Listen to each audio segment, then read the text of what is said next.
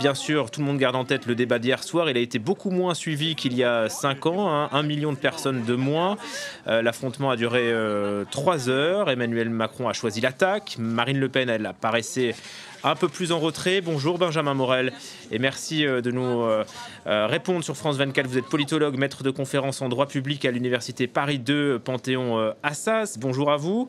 Vous avez pensé quoi de ce débat? Macron a plus attaqué Marine Le Pen que l'inverse. Est-ce que c'est étonnant puisque c'est plutôt Macron qui avait un bilan à défendre?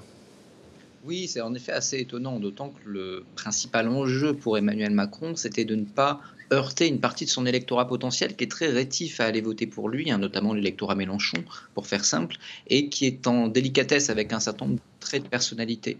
Donc on a eu un débat qui là-dessus a été assez à front renversé, et il n'est pas certain que pour le coup, le grand vainqueur de ce débat n'ait pas été l'abstention. Est-ce que Marine Le Pen, finalement, selon vous, a voulu éviter le débat, minimiser les risques? L'objectif de Marine Le Pen, il était c'était poser une forme de présidentialité et donc elle a tenté pour le coup d'être beaucoup plus en retrait, beaucoup plus en surplomb, ce qu'elle avait du mal à faire et de l'autre côté, eh bien, poser une forme de crédibilité, hein, notamment pour faire oublier le débat de 2017 qui ne s'était pas très, très bien passé. Là-dessus, elle a été, bien meilleure qu'en 2017, mais elle n'a pas non plus tout à fait été, je dirais, à la hauteur des attentes qui pouvaient être portées sur elle par une partie de son électorat, d'où le fait que ce débat a quand même été compliqué pour elle. Oui, elle n'est pas allée au front. Par exemple, elle a mentionné que McKinsey, tard dans la soirée, vers 23 heures, au détour d'une phrase, ça va dans le sens de ce que vous dites. Elle a voulu voilà, travailler sur le front et sur le fond de ses mesures et de son programme. Oui, exactement. C'est-à-dire que l'objectif, encore une fois, c'était de se présidentialiser. Et donc, les angles d'attaque potentiellement assez féconds pour elle, hein, McKinsey, les Gilets jaunes, etc., elle ne les a pas vraiment évoqués, ou si ce n'est à travers une petite pique très implicite en réalité, parce qu'encore fallait-il connaître l'affaire pour pouvoir faire le lien, ce qui n'est pas forcément le cas de l'ensemble des téléspectateurs. Et de l'autre côté, vous avez eu une position sur les sujets qui était une position en réalité assez peu populiste, paradoxalement, c'est-à-dire très avec une volonté de présidentialité très en surplomb, ce qui évidemment n'est pas simple quand, un, bah, vous n'êtes pas le président sortant, et puis deux, quand vous avez une maîtrise parfois un peu délicate des dossiers. Quitte à faire oublier qu'elle est d'extrême droite, qu'elle reste xénophobe, europhobe.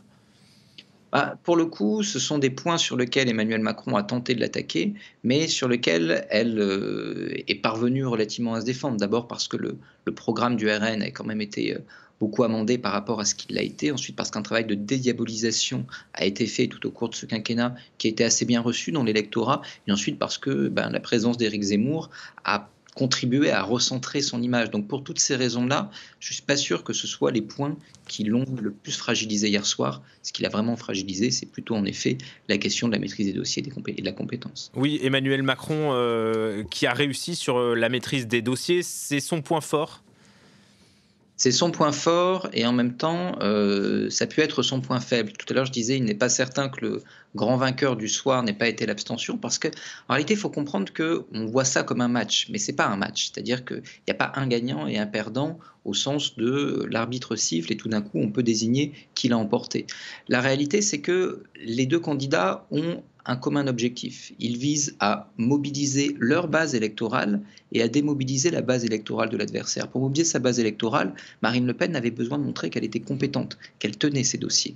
De l'autre côté, Emmanuel Macron avait besoin de mobiliser notamment l'électorat Mélenchon en désactivant, ce qu'il avait tenté de faire, c'était l'objectif de sa campagne de deuxième tour, hein, aller voir les gens, etc., en désactivant tout ce qu'il pouvait y avoir d'allergisant dans sa personnalité telle qu'elle était perçue par cet électorat, les fameux traits de caractère que vous voyez dans les enquêtes d'opinion, le fait qu'on aurait un président arrogant, etc. Or, l'attitude d'Emmanuel Macron, qui allait avec sa volonté de montrer qu'il était compétent sur les dossiers, a pu réactiver cet effet allergisant. Donc il n'est pas certain que paradoxalement, en montrant sa compétence, il n'ait pas jeté dans l'abstention pas mal de ses électeurs potentiels. Merci infiniment, Benjamin Morel, pour vos explications sur France 24.